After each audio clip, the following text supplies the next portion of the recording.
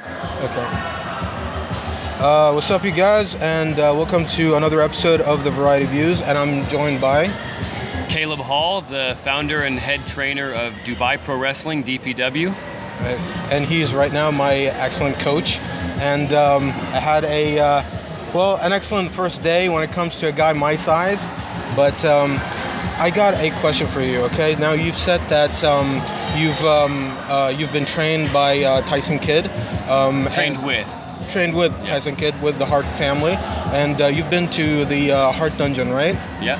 Right. So how is it there? Can you tell me anything about your experiences? It's just like a historical place for wrestling. I mean, you hear about some of the guys who have trained there and then went on to become huge stars. Right. I mean, I didn't train in the dungeon. I went there and I visited it.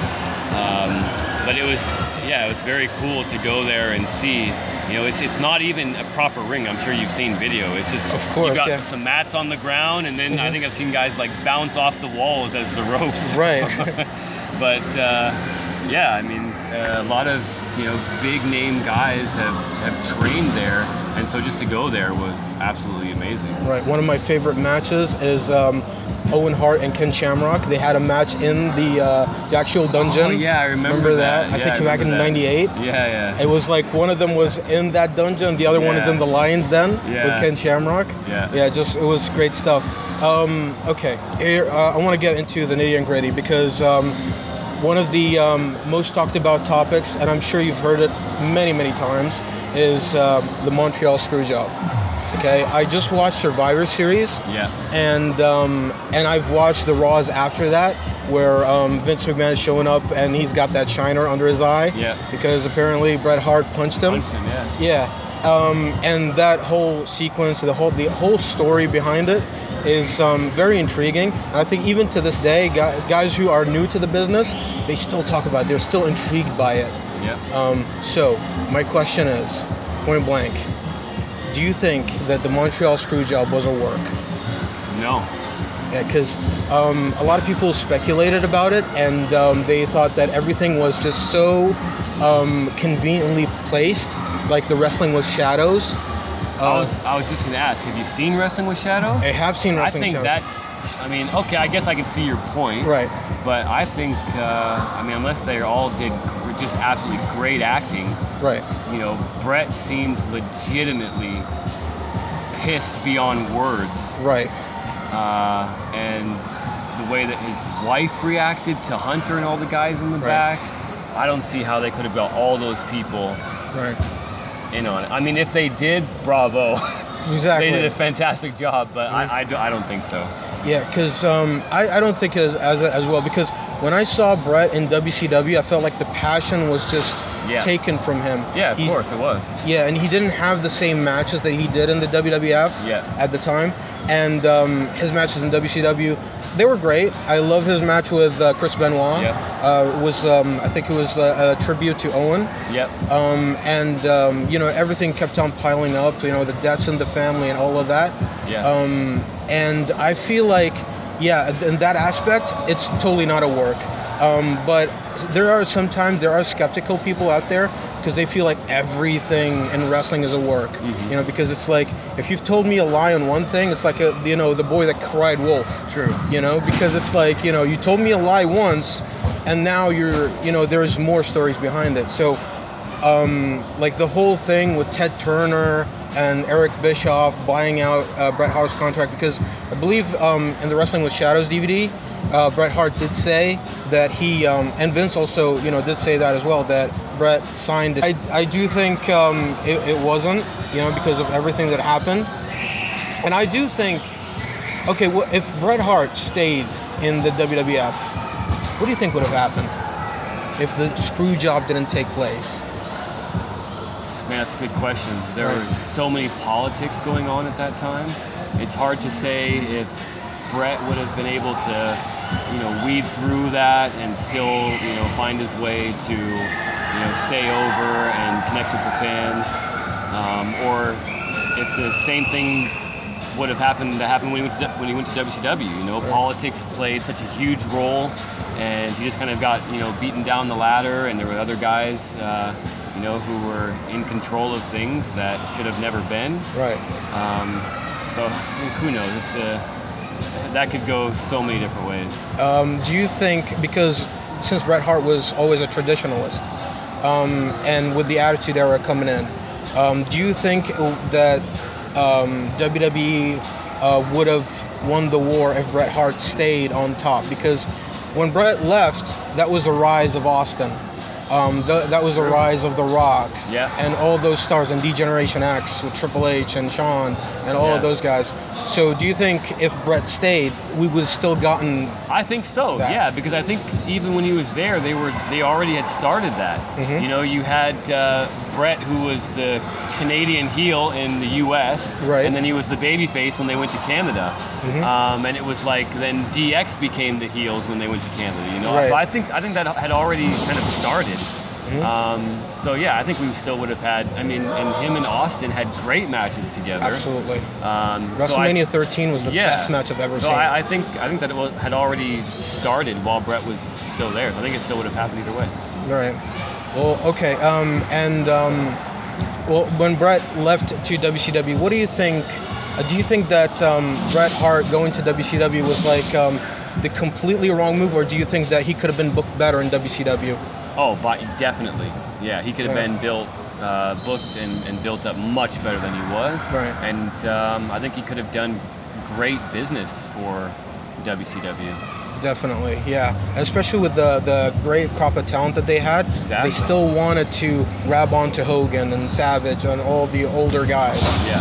And I do think that Bret Hart would have done wonders for WCW if it was used right. I agree.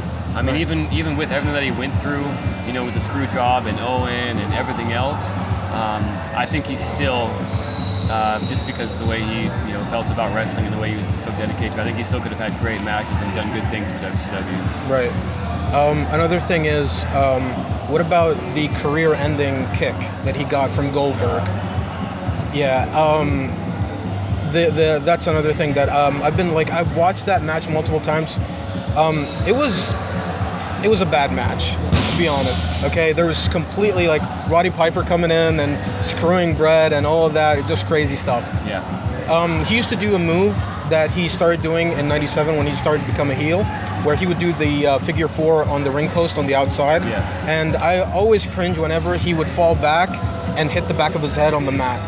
And apparently the first concussion was from the kick from Goldberg, and there was a second concussion that he got when he did that figure four. Oh, really? Yeah, on the corner, and when he fell back, and he just felt woozy at that time. And doctors cleared him because WCW had shaky doctors at that time. It's like, oh, you look fine, you can work. They don't have like what WWE has right now, where oh, you had a concussion, we'll put you through rigorous training. But Bret still had a few more matches after that. So, do you think that was a work? Because do you think that definitely not? Because my thing is that he was trying to find a way out, maybe out of WCW somehow. No, Goldberg smashed his head with that kick. Right. I don't think that was a work. No. Not at all? No. Not even a little bit? No, not at all. Because he did still have matches after that, and I found that really I mean, ridiculous. you can still have matches after you have a concussion, but it does change. I mean, I've never had a concussion. I can't speak for myself, but... Knock on wood. But no, I think it does, I think it does change things once you had a concussion like that. Definitely. I mean, look at Daniel Bryan. He feels like he can still wrestle. Right. He wants to wrestle still. Yeah. But if he does and something happens, who knows if he'll wake up this time. Right, exactly. And maybe Bret felt that and said, okay, I'm not going to go in there and die, so I'm done. Because if I get hit again hard like that, I might have I think he did have a stroke. He was who knows if that was related or not. Right. But story over, it was just so intriguing. Like, I was so wrapped up in their story. I mean, there's a number of different guys I could list. His match with Owen Hart was also amazing. The one with British Bulldog at Wembley, oh my God, those matches are excellent. But the one I remember the most is the stuff with him and Yokozuna. Maybe just I was at that age at the time, but going back and watching it, when I got older, I just thought that he did such a good job working with someone who is very limited. Right. You know, and that was inspiring to me that he could have such a good match and Right. tell such a good story with someone who's that big and really can't do all the high flying or Sure. even too many bumps. So Not to take anything away from Yokozuna, because I think his name was Eddie Anoa'i. I think so, yeah. Yeah, and he was a great big man Yeah. at the time when he was Maximus, I think, in the AWA. Okay. He started there. I didn't know that. Yeah, he started there, and he was squashing guys like Jerry Lynn's first match was against him actually in AWA, really? And he built up a reputation then and then he went to the WWF as a Japanese wrestler for some reason. Yeah. And it was great, and he's really one of the best big men out there, and God rest his soul. I agree. Yeah, but yeah, I totally agree with you. That was like my first the first matches that I saw Yokozuna in, that and his matches with the Undertaker, and that's when I actually appreciated Yokozuna. Is when he faced off against guys like Undertaker and Bret Hart. When I was like, okay, this guy's versatile. It's like he doesn't go in with just one speed. Yeah. But yeah, I totally agree with Bret. So is that like your favorite match? Of all time? Sure. No. Don't tell me the Iron Man match. That match was good too. Yeah. Shawn Michaels and Razor Ramon, the ladder match, that's up there. There's so many. It's hard to just pick one. Probably one of my favorite matches is very old, but Buddy Rogers and Pat O'Connor. You can look it up on YouTube. It's in black and white.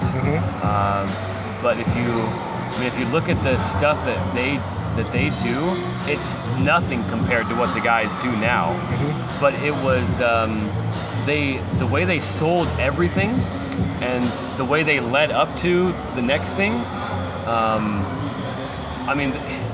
You don't see guys do that anymore. You don't see anyone do. I would love to see a match like that nowadays, where guys can sell an armbar the way that Buddy Rogers did, and then finally when they pick up the pace and they do their big spot, which I think was like a tackle and a body slam. It's like, whoa, okay, like everyone's just like gets out of their seat and goes crazy. But that's probably one of my favorite matches of all time. Buddy Rogers, Pat O'Connor. Amazing. I love the fact that you're an old school wrestling fan. One of my favorite matches as well is Jerry Briscoe and Terry Funk. They had a match for the NWA title. That was really a great match because Jerry was a great technical wrestler. I loved his matches, especially his match with Harley Race.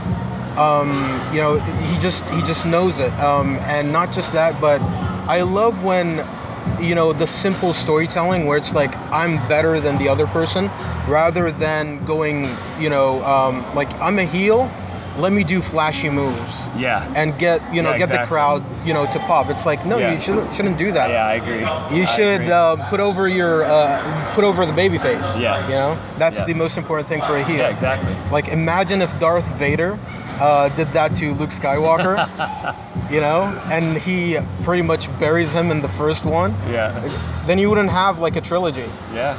Right? Yeah, and actually Star Wars is it's like a good way to... That's exactly Eugene's analogy, right? Yeah. Like if you watch the heel turn of Darth Vader when he turns on Obi-Wan, is it? When he kills Obi-Wan. Oh my God. Right. The way they built up, and then when he finally does, that's the perfect example of how you do a heel turn. Right. Perfect. And what I love about it is that Vader had a little bit of shred of babyfaceness in him. Yeah. There is a chance of him to come back, and Obi-Wan is trying to pull him back. Yes, yeah. But he's still, So good. Right. It's so good. Actually, going back to the favorite matches just real quick, Okay. I guess I got to add also, this is on the complete opposite side of what I said earlier, but Rey Mysterio and Juventud Guerrera. I can't pick just one, they had so many, but I actually, when I first started wrestling, I basically just copied exactly everything that they did. I watched those matches thousands of times. Rey Mysterio and Hugo Guerrero in AAA, in ECW. I seriously have watched those matches thousands of times and legit just copied the exact moves that they did, the exact matches, and those are like some of my first matches. So I just wanted to throw that in there also. Hey, that's how CM Punk started, right? He would emulate other wrestlers, and do it in his backyard promotion. That's how he did it. That's how he started. Yeah.